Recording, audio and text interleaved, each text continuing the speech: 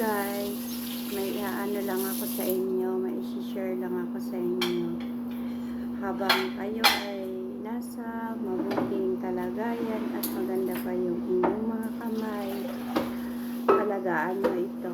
Unang-una, isipin nyo yung pag-a-abroad ninyo kung gusto nyo nga ba at handa kayong harapin ng mga pagsubok.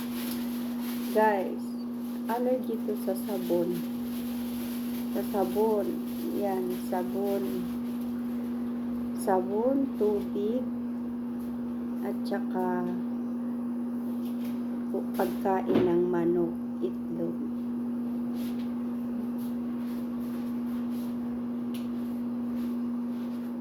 Dahil ito sa pagkain ng tubig, sabon, at kinakain.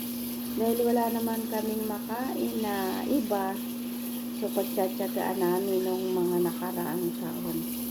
Pero nung nagkaroon ako nito, syempre, hindi naman maiiwasan na hindi tayo magbasa ng tubig.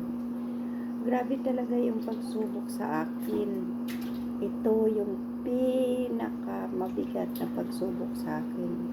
Yung kamay ko ang sinubok ng tadhana. Kaya ko yung trabaho niya.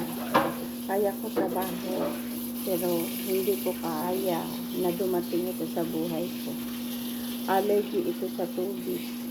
Pag binibigyan ko siya ng gamot, gumagaling siya. At mamahalin pang gamot ang nilalagay ko dyan, iniinom ko. Mahal daw yun, sabi ng amo ko.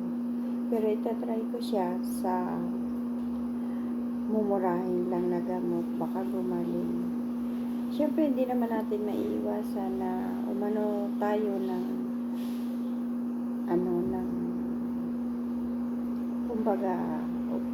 kumbaga, hindi tayo gumalaw ng tubig, hindi tayo mag-asikaso kasi yan ang trabaho natin. So guys, yan yung pinakamalaki kong pagsubok sa buhay ko dito sa Saudi. Uuwi na sana ako kaso naiwanan ako ng aeroplano, kaya waiting na lang uli sa panibagong flight. Thank you for watching. Sana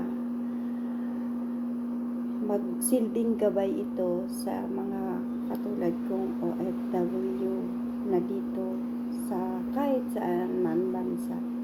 Hindi madaling kitain ng pera sa pamamagitan ng mga ginagawa natin. Ito yung sukli. Hindi lahat ng kamay ganito, pero ako kasi nung bago pa lang ako dito, sobrang sipag ko talaga, as in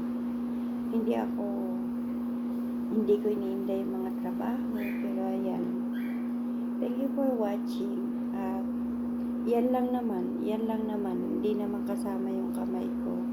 Yan lang siya, dito lang siya sa parts na to. Yan lang siya. Kasi nga sa sabon, yan. So, sobrang pagsubok.